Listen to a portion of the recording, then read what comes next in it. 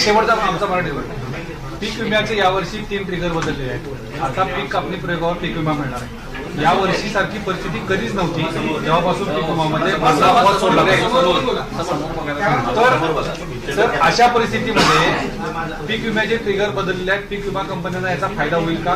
दुसरी गोष्ट अशी आहे की जर पीक कापणी प्रयोगावर जर तुम्ही उंबरठा उत्पादन निकष धरून जर भरपाई देणार आहात तर त्याचे नेमके उंबरठा उत्पादन ग्राह्य धरणार का? कारण आता पीकच उपलब्ध नाही तर ते पीक कापणी प्रयोग कसा होईल? या बाबतीमध्ये निश्चित प्रकारे तुमचं म्हणणं बरोबर आहे. या बाबतीमध्ये आता पीक सगळं गेलेलं आहे. मी आता ते कापणीचा सुद्धा विषय येणार नाही. या बाबतीमध्ये पीक सगळं वाया गेलं असल्यामुळं ते ह्याचा विचार न करता ताबडतोब 100% त्या बाबतीमध्ये नुकसान शेतकऱ्याला कसं मिळेल. मी आता ते कधी पीक संपल म्हणण्यापेक्षा पिकच शेतामध्ये राहिलेलं नाही. त्यामुळे या बाबतीमध्ये निश्चित प्रकारे आपण त्याला शेतकऱ्याला मदत करणार आहे. त्या संज्ञेखाली ते शेतकरी सगळे पीक विमा खाली बसतील सगळे.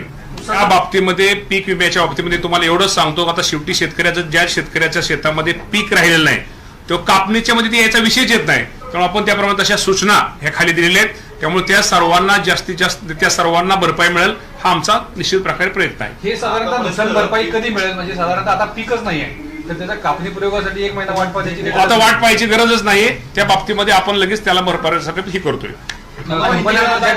कंपन्यांना त्याच्या काही सूचना देत का आपण? आता देतो ना आज सूचना. आजच निर्णय झालेला असतो. पण आपण ह्यांना खाली सांगितलेलं आहे की आपण त्याप्रमाणे सांगितलेलं आहे त्या सूचना.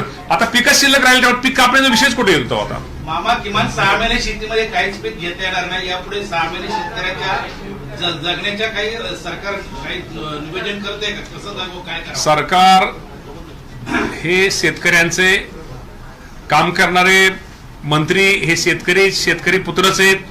शेतकऱ्याचीच मुलं आहेत. त्यामुळे जे माझ्या शेतकऱ्यांसाठी जे चांगलं करणं गरजेचं आहे किंवा जे शेतकऱ्यांचं हिताचं आहे त्याप्रमाणे सरकार निर्णय घेईल. मामा हिंदी में ब्रीफ कर दीजिए कि हिंदी. आणि दुसरं आपल्या माध्यमातून आपल्याला सांगतो की आमच्या जे कृषी विभागाचे अधिकारी कर्मचारी या सर्वांनी मुख्यमंत्री सहायता निधीला त्यांचा स्वतःचा किती दिवसात पगार आहे? नाही हो, 1 दिवसाचा. नाही आमच्या सगळ्या आमदारांचा तर तुम्हाला माहिती आहे 1 महिन्याचा पगार. आणि आमच्या सेवकांना आपल्या सगळ्या कृषी विभागाच्या अधिकाऱ्यांनी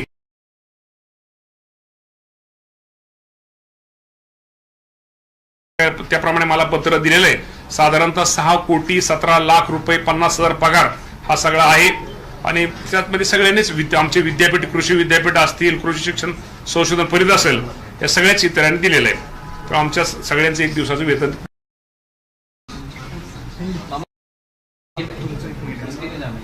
1 महिन्यात दिले आमचं दिले.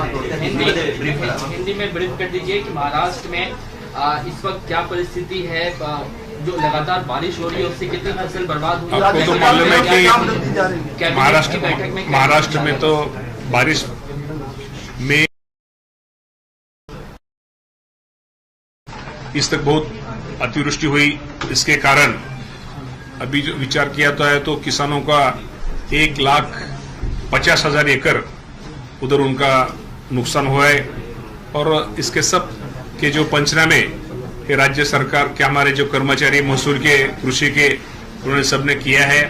और जल्दी जो किसानों का नुकसान हुआ है उनको नुकसान 1 करोड़ हेक्टर 1,50,000 एकड़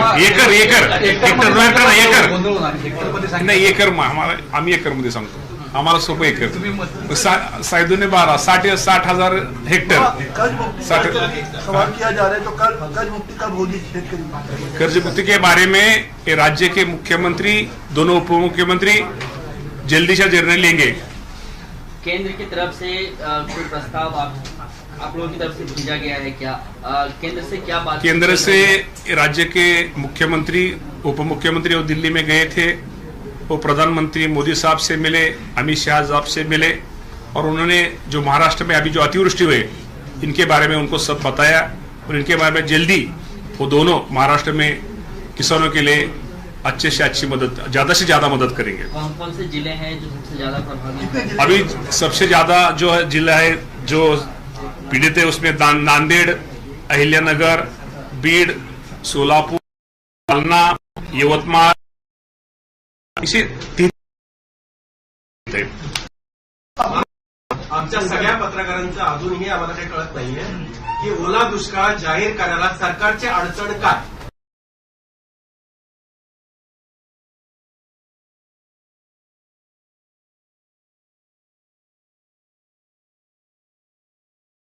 वस्त झालाय शेतकरी माझा अडचणी, तर त्याला उभा करणं महत्वाचं आहे. ओला आपण थोडं तो विषय पुढे नेऊ. आज आपण जी काय मदत सरकारच्या वतीने करता येईल आपण ती पहिली मदत करू. आणि ओला दुष्काळ म्हणण्यापेक्षा दुष्काळ काय आपल्या दुष्काळ आपण हे करू शकतो. आज सुका दुष्काळाच्या धर्तीवरती आज जे आपल्याकडे ओला दुष्काळ आहे, सुका दुष्काळ धर्तीवरती ज्या सवलती राज्य सरकार शेतकऱ्यांना किंवा इतर ठिकाणी विजेची माफी असेल, विस्तर माफीचे किंवा बाकीचे कर्जाची वसुली असेल किंवा शाळेची फी असेल किंवा इतर गोष्टीमध्ये ज्या सवलती आपण आपण आता ओला दुष्काळात आज मुख्यमंत्र्यांनी जाहीरच केले की आपण दुष्काळाच्या धर्तीवरती ज्या सवलती माझ्या शेतकरी बांधवाला देतं त्या सवलती आपण देण्याचा प्रयत्न आपण निश्चित प्रकारे आज करतोय.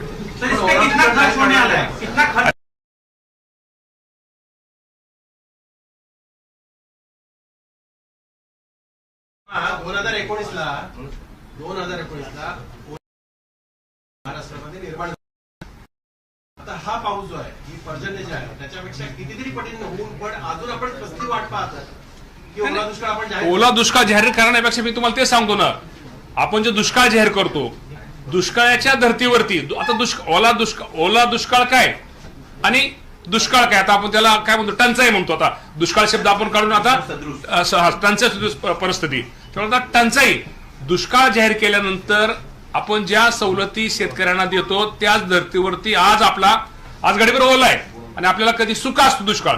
सुक्या दुष्काळाच्या वेळेस आपण ज्या सवलती माझ्या शेतकरी बांधवाला देतो तसंच आज ओला म्हणजे ह्याच्यावरतीच दुष्काळ ह्याच्या खाली आपण ओला मानण्यापेक्षा दुष्काळाच्या ह्याच्या खाली ज्या आपण सवलती देतात शेतकऱ्याला देणं गरजेचं आहे त्या बाबतीत त्या सवलती शेतकऱ्याला आम्ही देणार आहोत.